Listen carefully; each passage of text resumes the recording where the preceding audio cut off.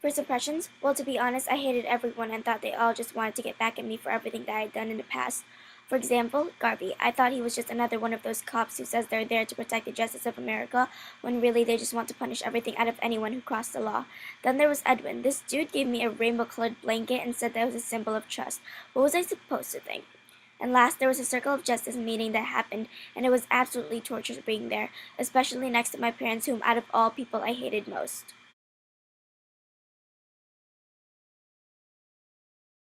I think everything really changed after my first visit to the island. When I woke up in the hospital that day, it was like I woke up for the first time from this nightmare I'd been living for the past 15 years. That was when I really started to figure out that not everyone out there is after me and that I could trust people. It was then that I realized that it was me who was at fault, not the ones around me. So when I opened my mind to that idea, I saw that Garvey, Edwin, and my mom really did care for me and that they weren't going to easily give up on me. I was still hesitant, but I slowly opened up to them. The beginning of each visit was totally different. The first time I burned everything down from my supplies to the cabin that Edwin had built me. The second time, I built everything on my own. I took it upon myself to actually try that time since I knew that Edwin and Garvey had to go through a lot of trouble to get me that second opportunity. I still thought of ways to escape the second time around, but I would stop myself from getting such ridiculous ideas by soaking in the pond and carrying the ancestor rock. Also, from time to time, I would distract myself by carving totem poles and furniture.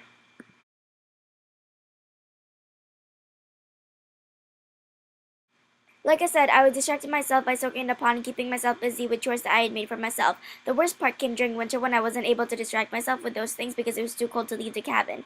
That was when the thought of isolation really got to me. To be honest, the isolation was the most torturous part about the island. I hated feeling solitary, and it especially came right after Edwin would leave after dropping off the supplies and at nights when I would cry myself to sleep.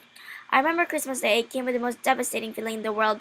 That day I sat and thought of the people I missed, like my mom and Garvey. It was then that I promised myself that there was no way I would spend another Christmas alone, not in a cabin and especially not in a jail cell. The spirit bear was my main focus during the second visit, and I often got frustrated when I couldn't find it.